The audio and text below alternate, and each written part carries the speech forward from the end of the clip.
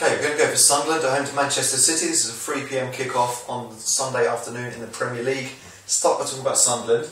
Martin Neal's guided them to 4 points clear of the drop zone since he's taken over, so they'll be happy with that. There's still a lot of work to do.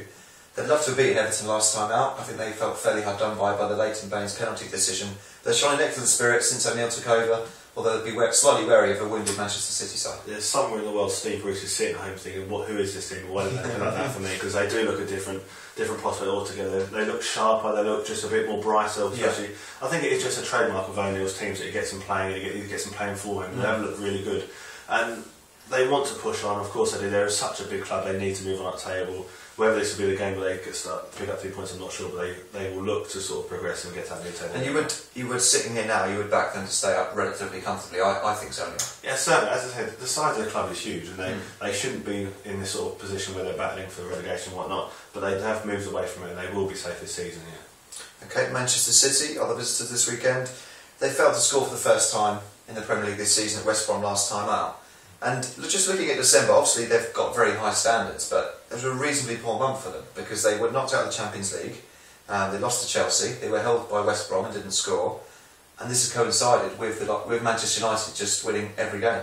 Yeah, there's no doubt Manchester United are really up their game, but equally City have not looked to crack, but they do look a bit under pressure. I think as Manchester United came out the press the other day and started to complain about the schedule, because I mean they've got to play after this game against Sunderland, they've got to play Liverpool 48 hours later, whereas Liverpool playing Newcastle a couple of days earlier, so he's moaning at the schedule. Obviously the goals, which have been a trademark, I've seen them scored over 50 already this season, that's been their trademark, but they just stopped, and so when they stop they might seize up a little. We'll see, they're really under the cosh and they need to get a result. And January's going to be a month where there's lots of distractions for them as well, because obviously they're going to be linked with every single player under the sun. The Tevez situation still isn't sorted out, and it's felt with their massive size of their squad as well, and obviously when they go on a poor run it might be more difficult for players not to be involved. Like, there's so many big names on the bench. And when you're winning, you kind of can get away with it. But and also the thing is, this you're looking at a situation here where most of these players have never been before. Manchester United have been here time after time, and this is new territory for all of Manchester City players really. So how they react is going to be really interesting. It's been a poor month for them, relatively poor month.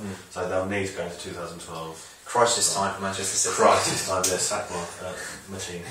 So I go for a prediction: Sunderland at home to Manchester City. I think City will finish 2011 with a victory, so I'm going to go 2-0 to Manchester City. But they won't want to see Manchester United go top into 2012, will they? So I'll go 3-0 Manchester City.